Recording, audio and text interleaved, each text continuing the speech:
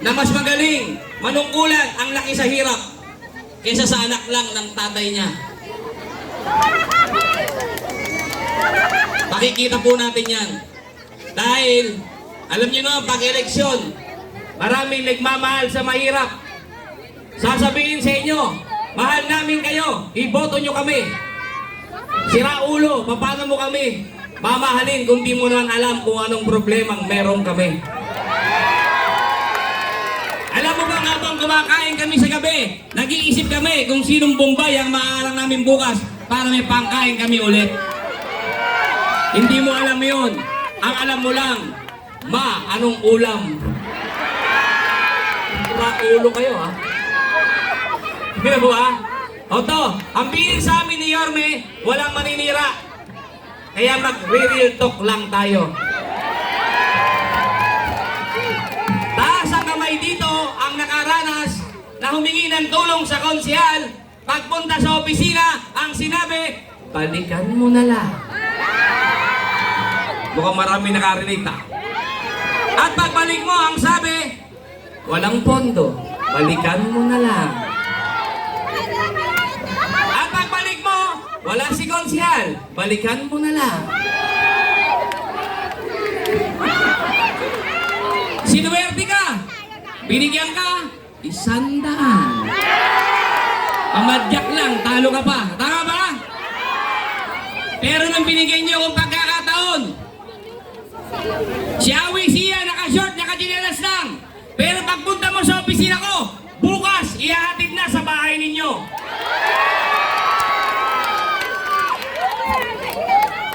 Yung iba nga, bababa na yung tama. Tutulungan pa natin. Positive. Real talk lang tayo. Di ba? Totoo naman. Kasi, tutulungan mo lang yung tao, babalik-balikin mo pa. Di ba?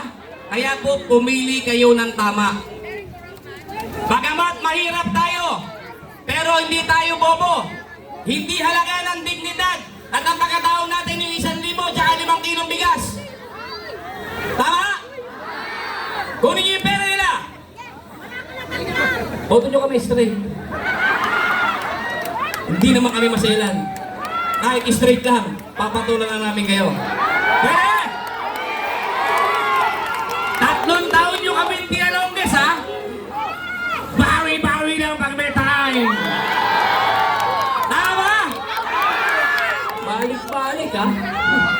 Ito, kahit magbabalik-balik ka, hindi kayo boboto rito. Mas matalim kami sa inyo. Di ba? O ngayon naman, dahil real talk tayo. Taas ang kamay ang nagbabayad ng tax. Ayan na, patay tayo. Pagbayaran, ayaw ninyo. Okay. Maraming salamat sa mga tumaas. Sapagkat ang kanilang karapatan na sila'y nagbabayad ng tax.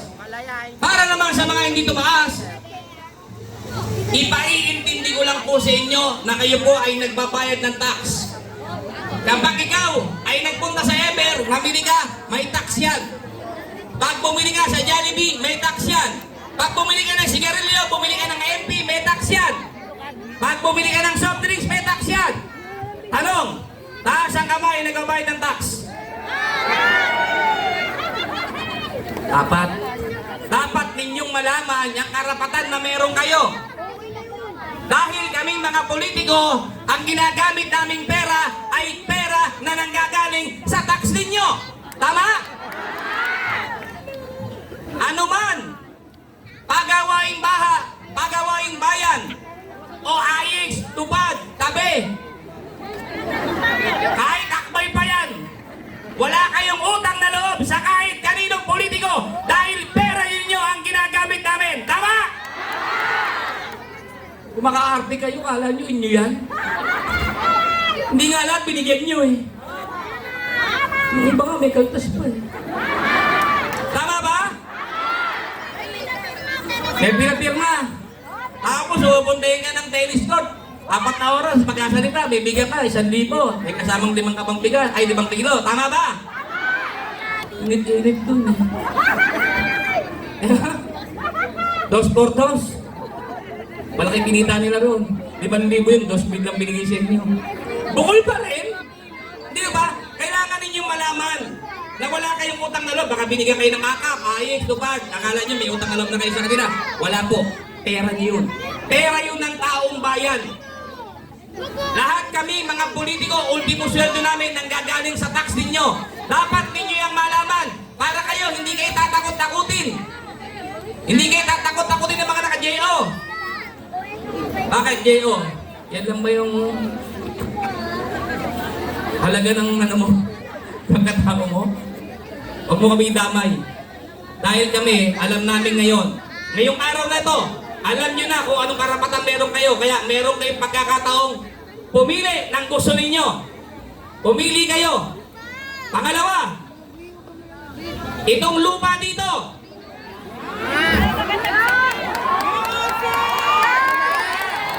Patay kayo ngayon sa akin, real talk to.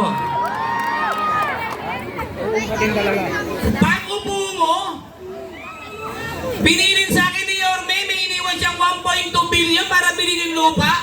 Pag-upo mo, inasikaso namin ng ilang buwan. Nung nilatag ko kay ate, wala raw pera, wala raw bibilin. Wow! Bad trip ka, ate! Sungaling ka! 1.2 billion yun eh! Nilakad namin ng ilang buwan, nagkadabuyat-buyat kami! Nang bibili na ayaw mo, wow, pera mo yan. Pera yan ang taong bayan eh. Pero mapalad tayo. Mapalad tayo. Nandito ang ating senador. Nakita nyo? Tutulungan niya tayo. Pag nakabalik si Yorme Moreno, pagbalik na pagbalik, gigibayin kayo. Iyaharap ang katawan mo rito. Tarantado kayo. Hindi nyo kami kayang takutin! Gutom nga, nilabanan namin, kayo pa! Sira ulo to, pinakamahirap yung gutom eh. Inaanatan ang katawan mo rito! Para hindi kayo mag-iba! Ginagamit nyo ba ako para lukuhin ko yung taong bayan? Mga sira ulo kayo? Eh, pag di kayo magsalita sa taong bayan, ito totoo naman! Harap-harapan! Lahat ng kaunsyal! Sa harapan natin, sinabi, walang bibiling lupa! Tarantado kayo ah. Tapos bandang uli.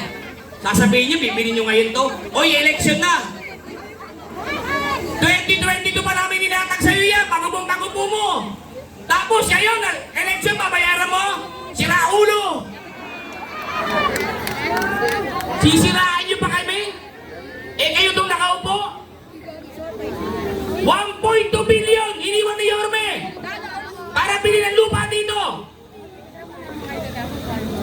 Hindi yung binili. Makalipas sa 3 taon, mag-eleksyon, bibili nyo. Pinapaasa nyo yung tao. Tarantado kayo.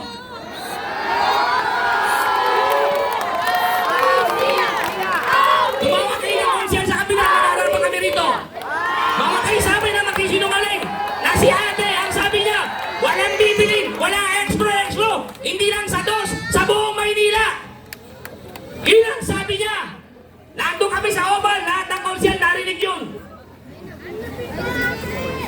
Malupit talaga si ate. Sungaling ka.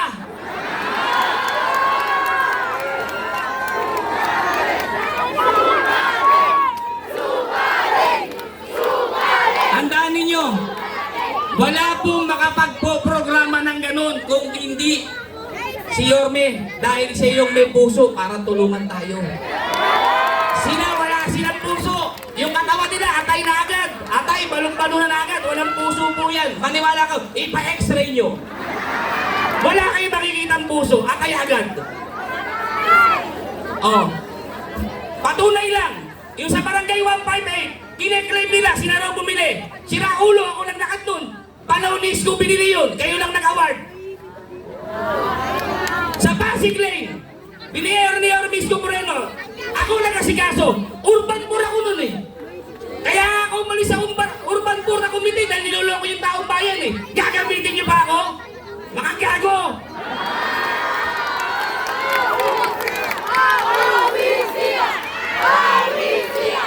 Gusto ninyo, sabay-sabay na tayo mag-withdraw. Mga siraulo kayo eh.